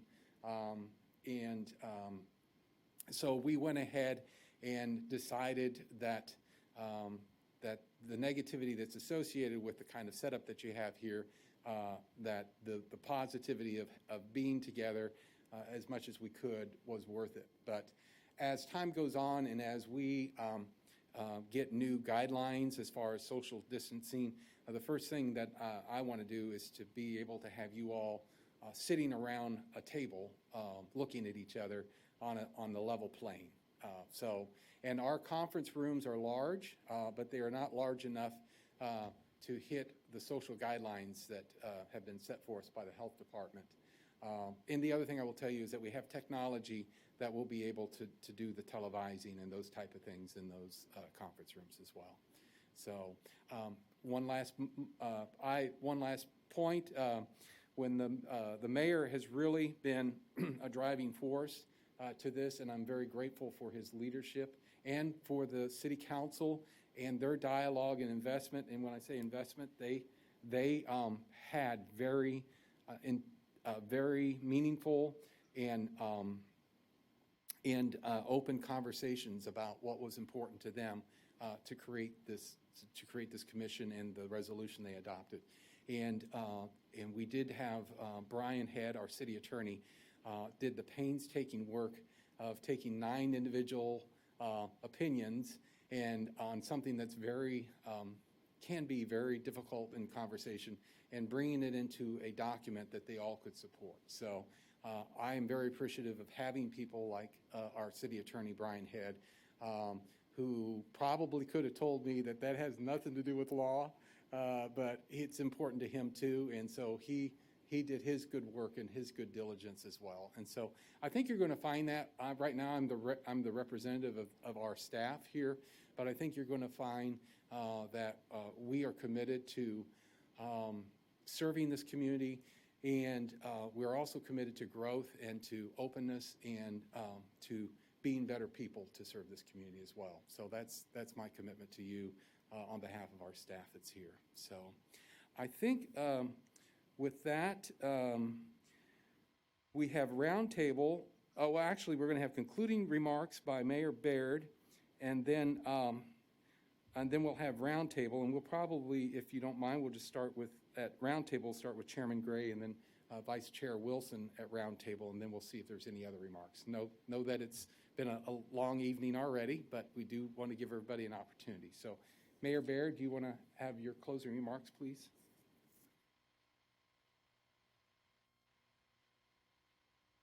Thank you, Steve. Well, congratulations.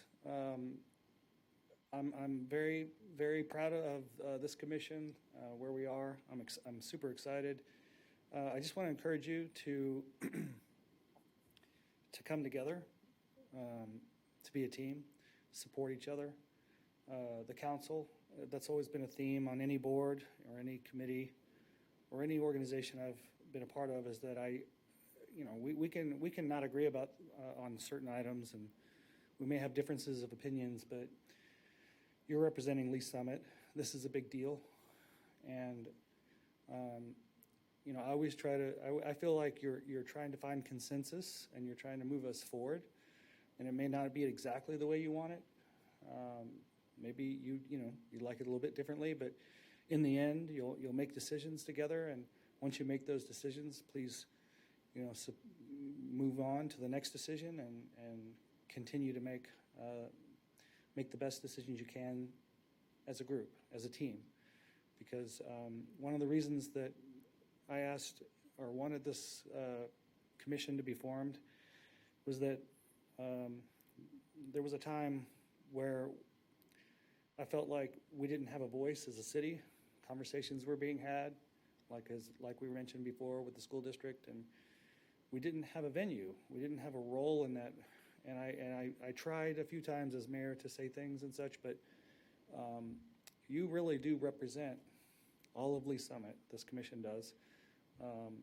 And whenever I say that, I want you to know that I always talk about the fact that even though our city boundaries,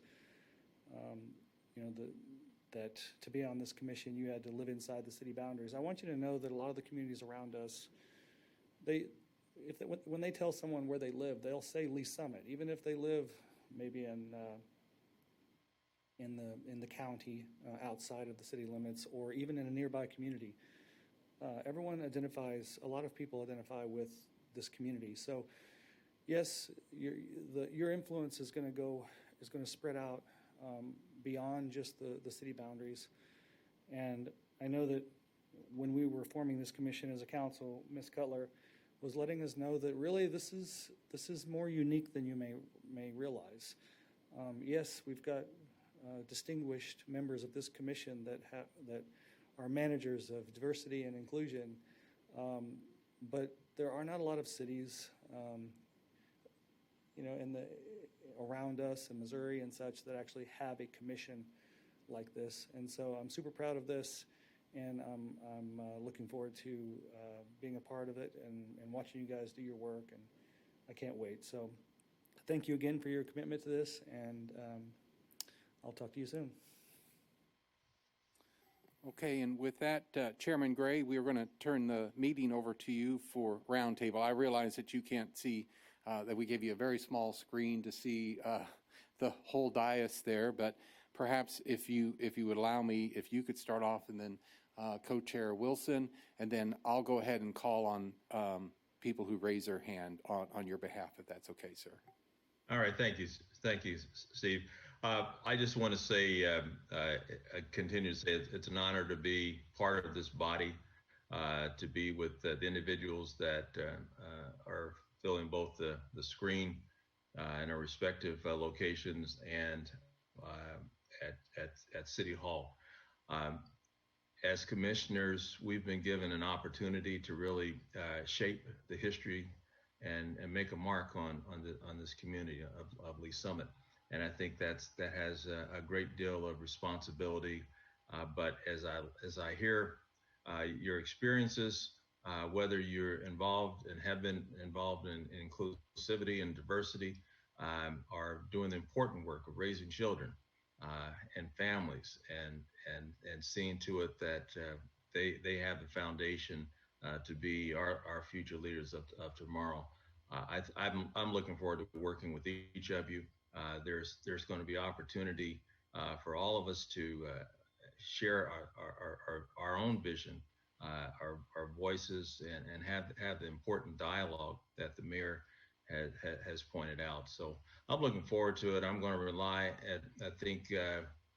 I think Steve said we can lean on the staff, but I'm going to lean on each one of you.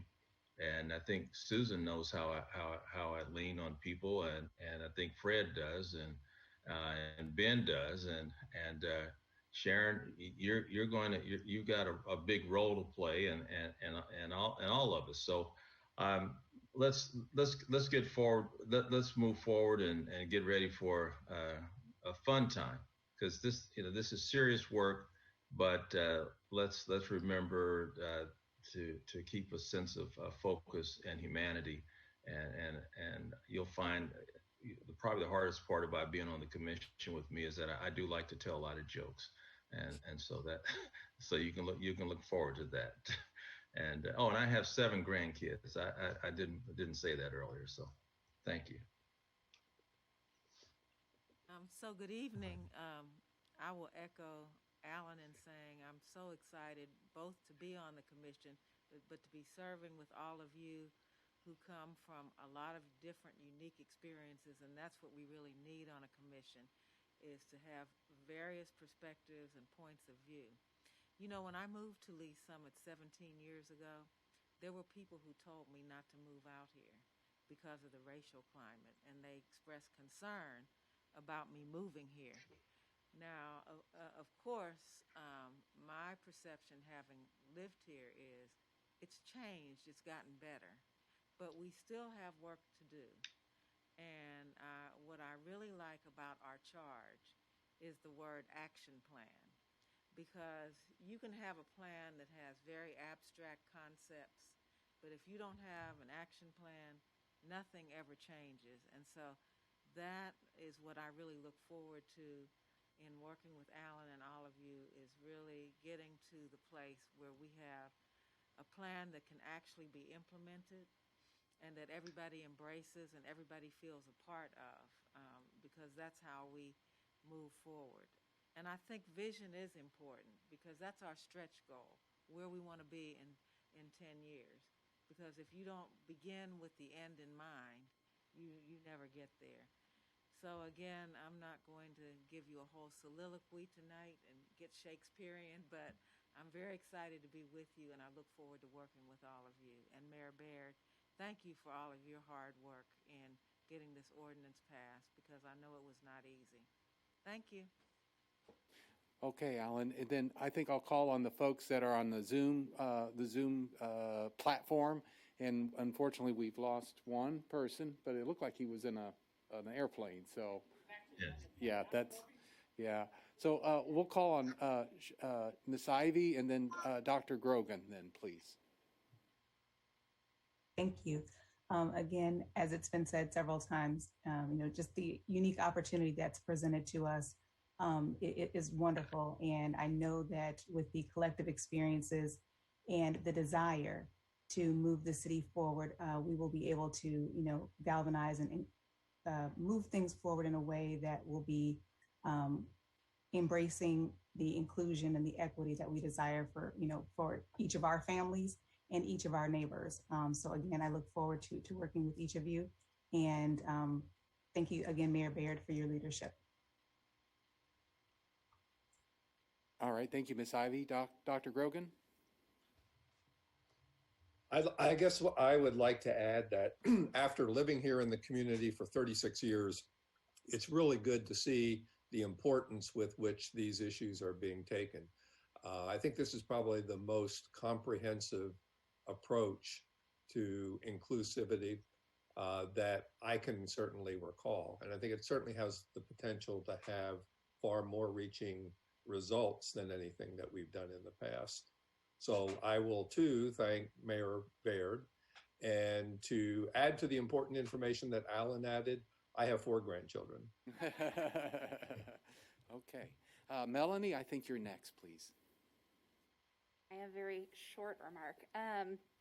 Just that I am extremely proud of the work that I have noticed already that we're committed to doing, and that how excited I am to hear the words justice and equity and inclusion coming from us, and coming from someone who's a representative of this city. I am proud to have been here my whole life, and I would like to continue to be proud. And I would like to be able to say what an impact we've had on surrounding areas as well. So that's my remark. Thank you. Bryce? Yeah, I also just want to say this is exciting, and I'm thrilled, and I feel honored to be amongst you guys. I'm excited about the work we're doing, but I also just want to briefly echo what Vice Chair Wilson was mentioning with it's great to see the changes that have happened in Lee Summit, and we have come a long way, but not quite long enough yet. And I notice that especially with my background in the school district.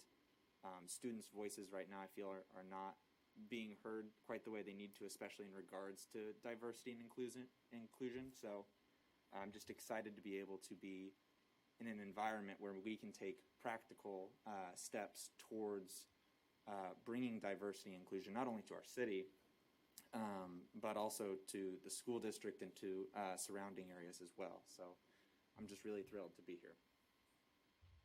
Karen, you're next. Well, first I want to not only thank the city leadership, but our new commission leadership. I know that this is a commitment of time and passion and energy and your own resources, and I think it's really terrific that you've stepped up to agree to lead us. So thank you for that. I agree with the thought that we've come a long way and we've got a long way to go. I think we've come a long way in a year. I just really know that our conversations are different, our language is different. I mean, personally, I feel like I've grown a lot in the last year around all of this, so I am really thrilled to join you. All right, Pastor Beasley. Okay, I would just again thank Mayor Barrett for your hard work and dedication. I've had the privilege to work with you on a few other things, and to sit on this commission is again, I'm grateful. And I like to say to everyone here that I too, when I moved to Lee Summit, I was told, don't move here. And I can be a renegade. You can't tell me what to do. You can't tell me where to live. But I don't judge a book by its cover. You have to read the book. And since I've been to Lee Summit, I've had some bad experiences, but I need to tell you that I've also had some amazing experiences here in Lee Summit. And I think that this committee, it takes, for you to answer the call to this committee, it takes special people. So each one of you, I want you to know you are a very special individual to take on this challenge. Everybody can't do it. So again, thank you, Mayor. Thank you, thank you, thank you. Okay, Barb? I'd just like to echo all the people that have mentioned Mayor Barry, because, like I said, I've lived here a really long time. I've not seen someone in city leadership push forward with this like he has, and to push forward through this in the pandemic and get this set up and get this going. I mean, the city was dealing with all sorts of issues because of the pandemic. This was a priority with him, and I feel we are very, very privileged to have his leadership. I also want to dream big, and I would hope that at the end of the 18 months that we've developed something here that would radiate out to other cities in the Midwest, or I don't know how far. But we don't. If we come up with some really wonderful things here, we don't want to just keep it in Lee Summit. We really want to project it out away from us too. So thank you. Ben. Thank you, and thank you to the mayor and to the council and everybody who's been behind pushing for this. It's something I think we've hoped for being here for a long time, and we're finally there, and that's a good thing. Pounding my pulpit as far as the arts are concerned, I think the arts have so many different opportunities to assist in this process and be a part of this process. And yet, we in the arts find ourselves also kind of the guilty parties in this process in a number of ways, too, that we've not been nearly as inclusive as possible. So hopefully, we're all going to be able to learn from that, and we're all going to be able to grow from that, and all communities within the city will be able to as well. I do have a question about the formality that we can use advisory personnel or advisory voices in that, and that's not a question that has to be answered right at the moment, but I definitely am going to be turning to people around the city to get their input, and I just don't know if there's some kind of process that we need to make sure that we're following as far as that goes. Final thing before before a little joke. In processes like this, when we're talking about things that are deeply personal and deeply involved, I think one thing to remember is that we have to assume that everybody has good intentions behind the things that they are saying. And I think that goes for the people out in the community who are advising us as well, because we'll hear some things that, as you said, may be inadvertent biases or unconscious biases. But I think still most everybody is going to be giving us that information with a good intention. And then finally, to mention Alan's assertion that he tells lots of jokes, I just want to remind him that quantity does not always equal quality. So hang in there, Alan. You've heard my jokes. All right. Rachel? Thank you. And thank you, Ms. Cutler, for everything that you had to say. I was over here scribbling loads of notes. And Mayor Baird, just again, for pushing through. And I think that I love what you said about being an ally. It's not just simply agreeing with something. It's taking an active part. And so I appreciate I think some of us come, you know, as an ally for very specific things, but hopefully we can all agree to be, you know, an ally for each other and for each other's causes. And I look forward to being an example for the school district and for the local churches, and just something to be able to grow off of and see, oh, look, you know, look what the city's doing. Let's do the same. Just make our voices louder than some others. So thank you. And I had a question too. Is this an appropriate time for a question? Oh, I think roundtable is a good time for Okay. questions. Yeah. When are we forming the subcommittees, or how are we deciding the subcommittees? So I would really, if you don't mind, I'll try to get some direction from your chair and coach and vice chair. But I'm assuming that they will probably, at your very next meeting, they will probably have a process for you all to go through to start forming those committees. Thank you. All right, and then Levi. Again, to echo everyone, thank you to all the city leadership. Ms. Cutler, thank you so much for your words that you had.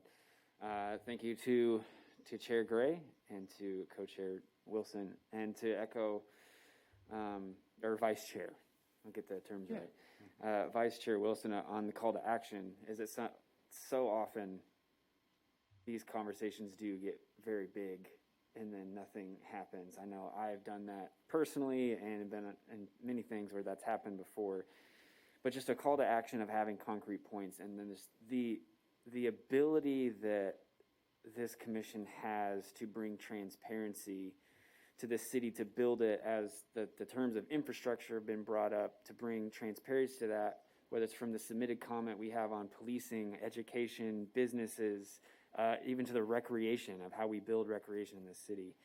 I think echoing what everyone says, I'm very honored to be here and to be part of that, and hope to learn so much from everyone here, and to continue to being someone in the coffee business. I talk with people all day long, which there's pros and cons to that, but you get a pulse for a lot of different things in the city, a lot of things that I might not be thinking of personally, but having that and then being able to do that in a committee that can bring action to a lot of the things that I know I hear and a lot of things that I desire as well. I'm excited to be a part of it. So thank you for the opportunity. Okay, Chairman, we have completed the roundtable for everybody who's here. So we will leave you with the duty of adjourning the meeting if you so desire. Thank you. Well, for the good of the order, do I hear a motion to conclude this meeting of the Diversity and Inclusion Commission? So moved. It's been moved. I hear a second. Yeah, it was moved by Mr. Martin, and I think it was seconded by Melanie, but I didn't quite pick it up. No? Oh, by Susan Wilson. Okay. Okay, the motion has been moved and properly second. All those in favor, sign of aye. Aye. Aye. Opposed, same sign. Motion carries. We will meet at a date certain to be communicated by the city for our next meeting. Thank you very much for your time tonight. God bless. Thank you.